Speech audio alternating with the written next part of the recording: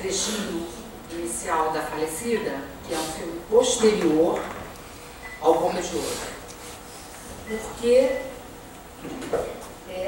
ele começa com imagens muito símbolo da passagem do Nelson Rodrigues para o subúrbio, né? Porque a gente está ali claramente num subúrbio, a gente ouve o ruído de trem, né? O trem passando, quando ela está chegando na casa da cartomante, e depois, na volta, ela vai entrar no trem e a gente vai ter várias imagens dentro do trem que vão se aproximando em close do rosto da Zulmira. E por que isso é especialmente interessante? Porque poderia ter em outros filmes, visto que várias peças do Nelson Rodrigues, que a gente vai ver aqui hoje, se passam no subúrbio. Porque A Falecida é justamente o primeiro filme, ou primeira peça, eu vou falar também bastante dos realizadores, que Nelson Rodrigues vai para o subúrbio. Nelson Rodrigues morou muito tempo num lugar que se chama, que vocês vão ver em vários textos dele, jornalísticos, A Vida Como Ela É, Aldeia Campista, que hoje perdeu esse nome, perto de Engenho Novo, Vila Isabel, por ali, né? Vila Isabel. Tá, então, e hoje a gente não usa mais isso, né? A estação da Light é a única estação, subestação, aldeia. Tá. Então vamos assim, Adriana. Então, por quê?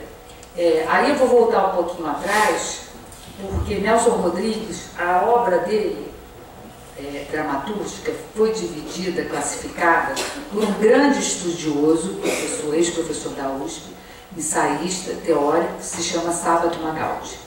E Sábato Magaldi dividiu a obra de teatro em 3 grandes categorias: as peças psicológicas, as peças míticas e as tragédias cariocas. E é nas tragédias cariocas que a gente vai entrar de cara no subúrbio, né? Onde ele vai, e o subúrbio sempre vai ser uma referência constante na obra de Nelson Rodrigues, porque ele vai estar presente na Vida Como Ela É o tempo todo, em várias outras crônicas, né? Ele mudou depois para a Zona Sul, mas continuou, de uma certa forma, morando no subúrbio. E ele dizia que era a coisa mais, né, a vivência mais importante para ele.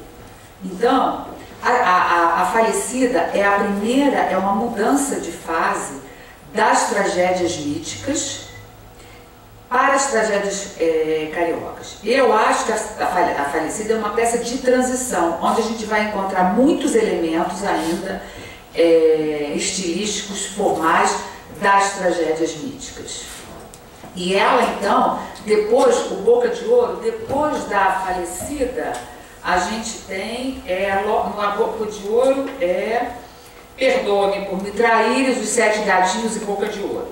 E na obra dele, a gente vai ver que a maior parte, numericamente, as tragédias cariocas tem mais. Então a gente tem 4, 5, 6, 7, 8 tragédias cariocas, 4 peças míticas e 5 peças psicológicas. Isso tudo segundo a classificação do Sábato Magaldi, que é ainda hoje a grande referência de estudo sobre Nelson Rodrigues, né? Da peça, da obra como um todo. E então ele vai na Falecida, e eu acho que o Leon foi muito feliz quando ele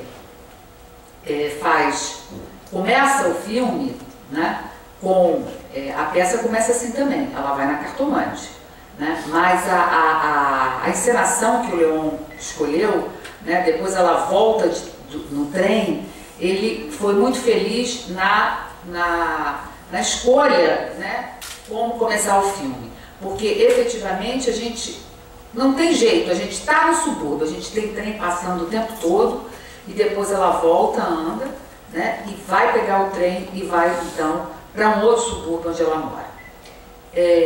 E por que é uma peça de transição? Porque a gente vai encontrar vários elementos, eu vou falar tudo muito rápido aqui, porque não dá tempo. Então, as tragédias míticas, elas têm, as peças míticas, ele não fala tragédias, né, são todas tragédias, e elas têm muitos elementos formais da caracterização da tragédia dentro da categoria dos gêneros literários, né? Então, elas tratam de grandes assuntos, de famílias nobres, não localizadas, isoladas de um contexto social específico,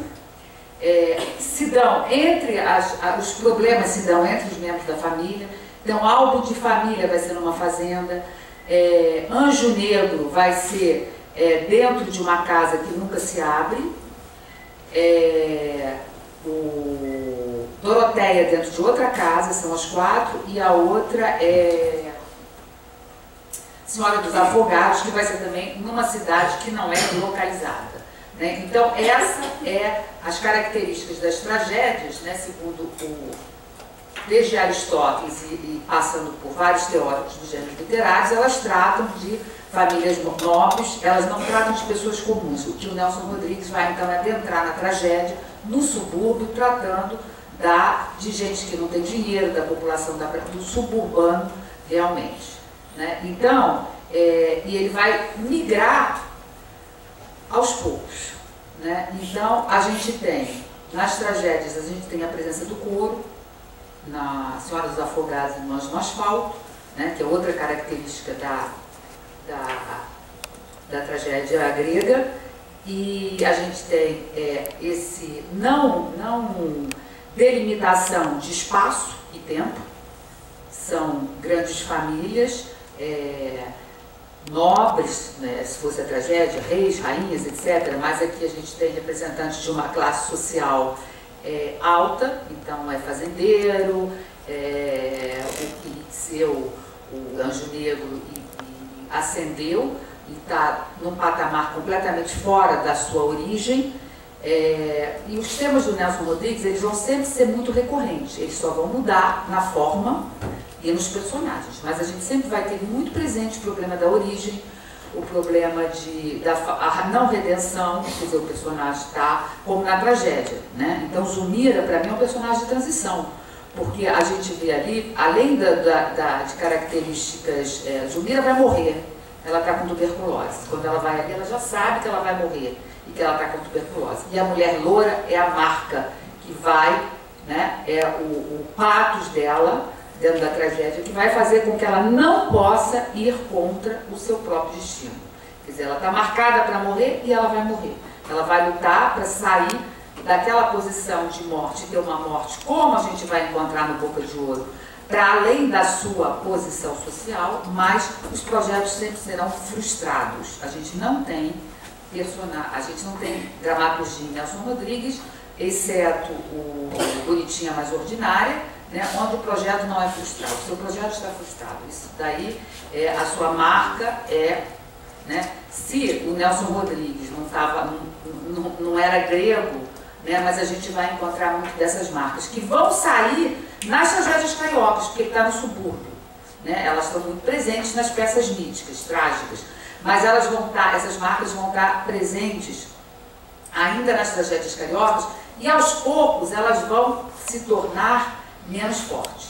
Na Falecida, a gente tem isso. Por quê? A gente tem um oráculo, que é a cartomante, né? A gente tem um oráculo que, como os oráculos, eles não dizem, você vai interpretar, né?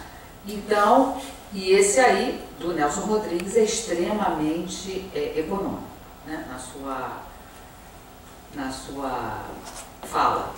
E então a Falecida, né, apresenta, e a Zumira vai fazer todo um percurso de luta, porque, contando rapidamente a história, ela mora com um cara que não tem emprego, que é desempregado, que é uma pessoa que não suburbano, que não consegue nada, mas ela tem um amante rico, né? E aí, quando essa prima, que teve um câncer de mama, outra marca forte, vai encontrá-la com a amante na rua. E a partir daí, a vida dela ela vai cada vez ficar mais doente e vai morrer de tuberculose. Agora, ela tem um plano que, como o do Boca de Ouro, não vai dar certo, né? Ela tem um plano de, quando ela fala com o marido, ela sabe que vai morrer, o marido não sabe que ela tem um amante, ela diz para ele pedir dinheiro ao amante.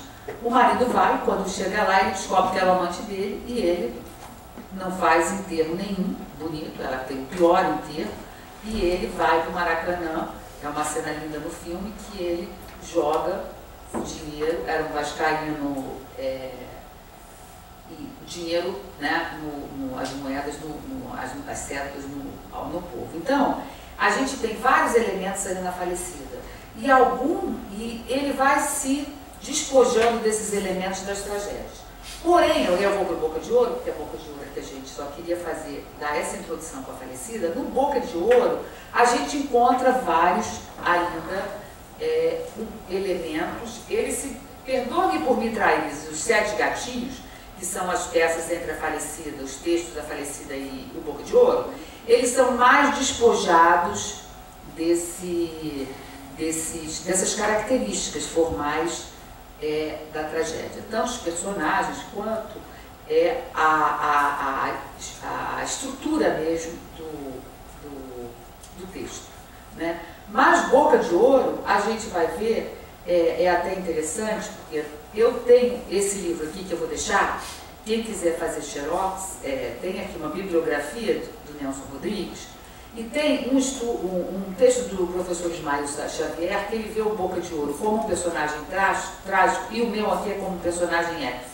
Então, assim, como a peça, né, e são 2 gêneros que foram caracterizados por Aristóteles, né, na Grécia. Então, agora, por quê? Porque ele trata o Boca de Ouro como, realmente, o Boca de Ouro, ele tem elementos trágicos, né? Ele tem um problema com a origem, né? A Pia da Gafieira, quer dizer, a origem dele é a mais, digamos, a mais desclassificada possível, né, dentro de uma hierarquia social, e além do que ele não conhece, ele não conhece o pai, ele nem conhece a mãe direito, quer dizer, ele está buscando isso, e ele vai buscar a superação através de um projeto de ascensão social, né, de violência, de riqueza e de toda essa mitologia, né, que também envolvia, hoje muito menos, os bicheiros, né?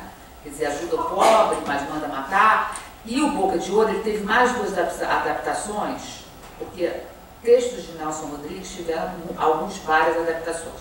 A falecida não, que são horrorosas. Uma foi feita nos Estados Unidos, que é péssima, e a outra foi feita pelo Walter Avancini com Tarcísio Meira fazendo Boca de Ouro, que é péssima também. Ele traz o Boca de Ouro para, foi na década de final de 80, início de 90, Boca de Ouro para, né, um contexto que não é mais daquele bicheiro, ele bota Boca de Ouro no morro, traficante, etc. Atualiza, né, esse personagem. Mas a gente vai ver que o Boca de Ouro, né, ele vai, como um herói trágico, tentar lutar contra uma coisa que está escrita. Então, o projeto dele é a ascensão social e é o quê? É a imortalidade através de uma dentadura de ouro e de um caixão de ouro. Quer dizer, a dentadura de ouro é indestrutível, ninguém vai destruir essa dentadura. Então, ele vai ultrapassar, né, superar melhor essa origem dele tão precária. Mas a gente viu no filme que existe uma impossibilidade de superar essa marca, né? Porque ele vai morrer sem dentadura, né? E sem caixão, com um caixão ali horroroso, né? Da pior qualidade. Então, a análise do Ismael é por aí. A minha análise eu peguei como um projeto épico de Nelson Rodrigues pela estrutura. Por quê? A gente, na verdade, também não sabe quem é esse Boca de Ouro, né? Porque a gente tem 3 versões da Guigui, cada vez que muda alguma relação, alguma fala, né? A primeira pela fala do repórter, ela muda a versão dela. Porque a primeira ela não sabe que o Boca morreu, depois ela sabe que o Boca morreu, então ela muda completamente, né? E a terceira é uma fala de conciliação, é uma versão de conciliação entre ela e o marido. Então, o personagem de Boca de Ouro, do ponto de vista dramático, ele é inacessível, porque a gente não tem uma chave para saber exatamente qual é a versão. A gente tem pistas que a última seria a versão mais aproximada, mas a gente não tem uma pista certa, uma chave certa para dizer que é essa, né? O que torna o texto muito interessante, né, eu acho.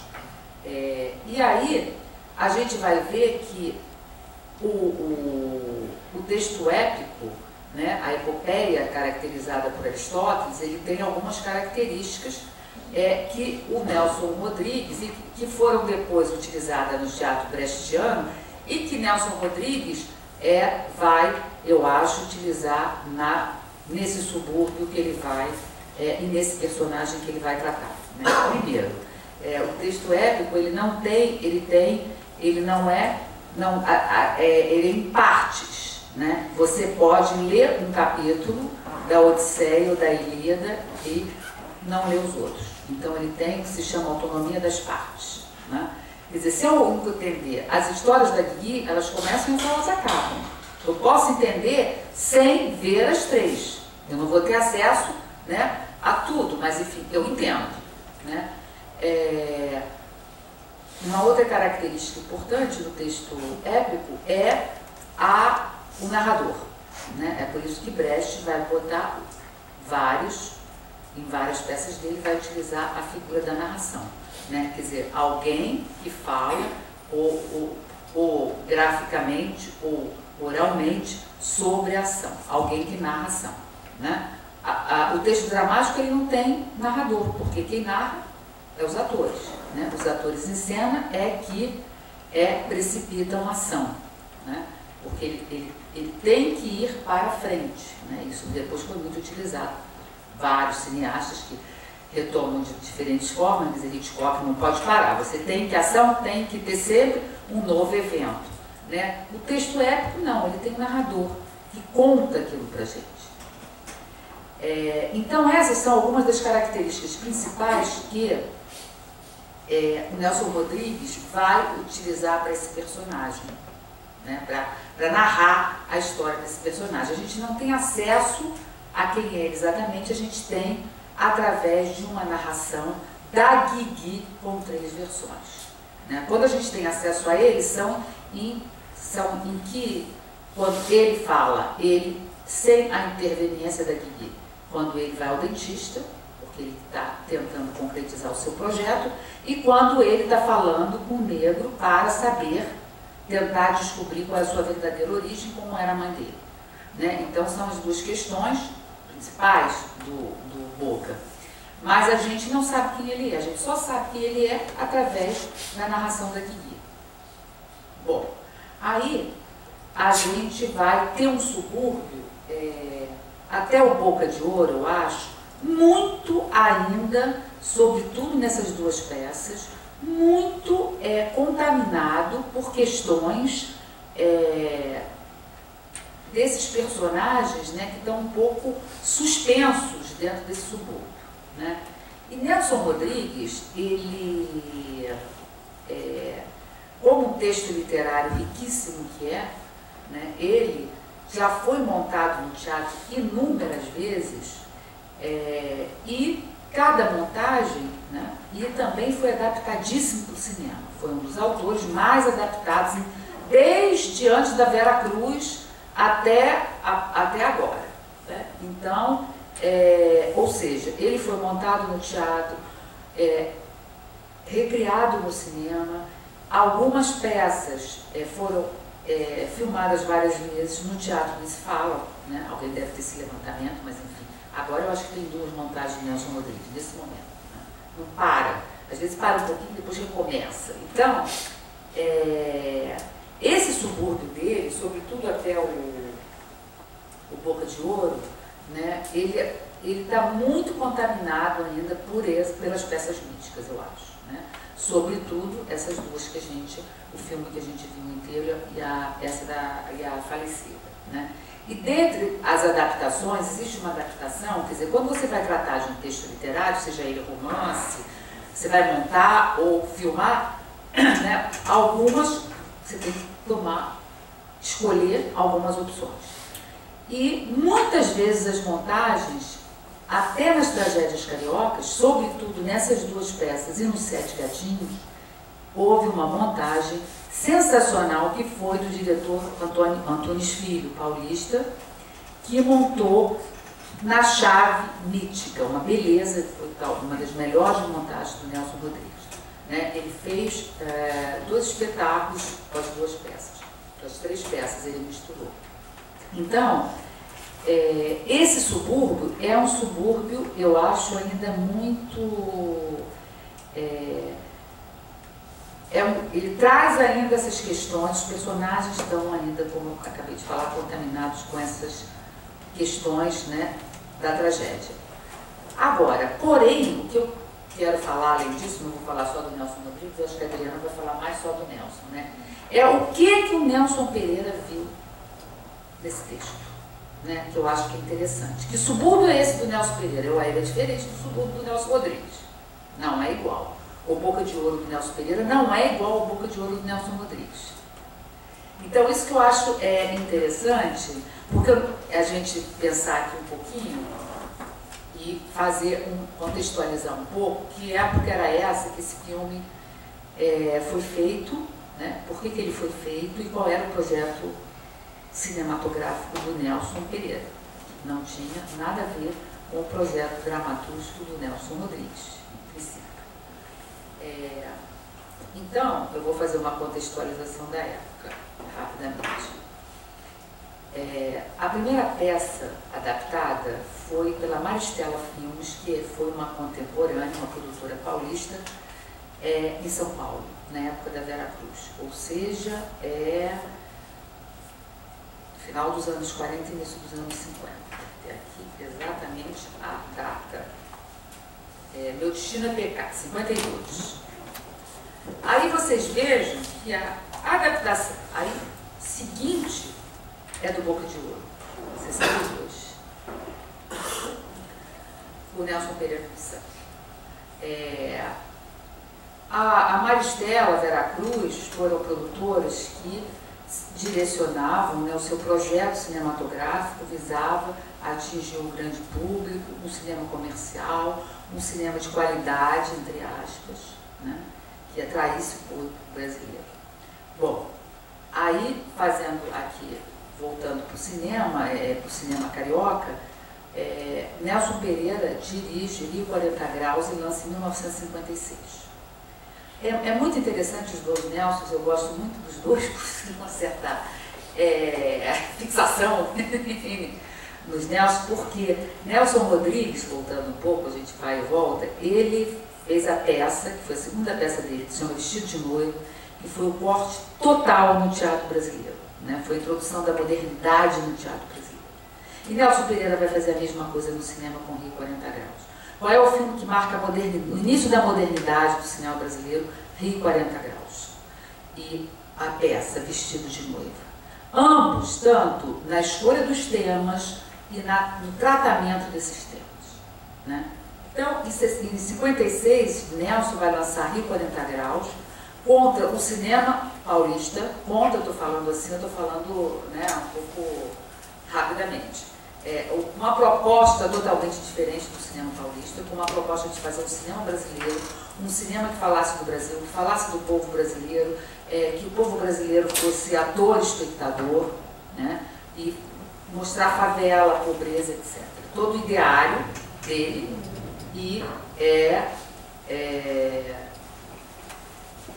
e posteriormente do cinema novo, do qual o Leon, que é o diretor da Falecida, e o Coutinho vão participar, né? Então, a conexão, né, entre o Nelson Pereira e o Nelson Rodrigues, o Nelson Pereira absolutamente não estava interessado nos grandes temas do Nelson Rodrigues, de morte, traição, origem. Não, a questão dele era uma questão, ele até é uma pessoa apaixonada pelo Brasil e por todas as questões era uma questão do Brasil, pensar o Brasil, o que é o Brasil, o que é o brasileiro, o que a gente pode fazer. Então a conexão entre os dois é muito frágil, né? É muito frágil. Mas por que ele foi fazer Boca de Ouro?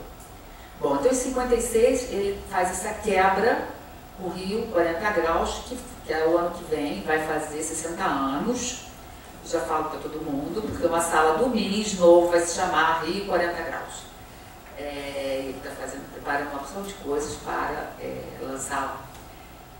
Então, ou seja, os interesses são diferentes. Mas, curiosamente, Pereira vai fazer um texto do Nelson Rodrigues. Porque depois do Boca de Ouro, ele fez Rio Zona Norte.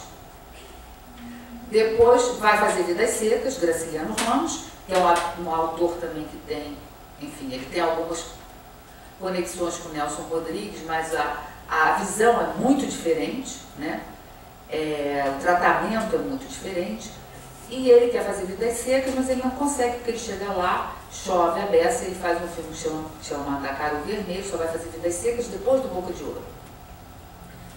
E então, ele sem dinheiro nenhum, o Jesse Valadão, que era casado com a irmã do Nelson Rodrigues, e como os filmes do Nelson fizeram sucesso, e como o Jesse Valadão foi um dos atores do Rio 40 Graus, ele convida o Nelson para dirigir o Boca de Ouro. E o Nelson aceita porque ele precisava trabalhar, né? Mas, o Jesse Valadão, tem textualmente, diz para ele que é um filme, que o filme é dele, ele é o produtor, não tem nada de invencionice de cinema novo. O filme é para o público ver, entender, gostar e pagar o ingresso. Então, não tem ficar inventando esses... E ele vai fazer o Boca de Ouro, que é do Nelson Rodrigues, que, né, já era um autor muito mais consagrado que o Nelson Pereira. E ele aceita. E quem conhece a filmografia do Nelson Pereira vai perceber o quão diferente, o quão singular é esse filme dentro da obra dele. Porque ele não escolheu a equipe foi toda imposta, o filme é todo em estúdio, exceto as cenas de rua, tudo, nada foi locação, foi tudo estúdio, né? O modo de produção, que é diferente dele e do grupo do Cinema Novo, né? Nessa época. Então, e ele vai seguir o texto do Nelson Rodrigues. Porém, ele jamais conseguirá deixar de ser Nelson Pereira. Então, ele tem várias intervenções que eu acho muito bem sucedidas também, porque o texto, que é maravilhoso, permanece e ele deixa ali a marca do seu projeto cinematográfico, né? Bom, no texto do Nelson Rodrigues, a gente não sabe como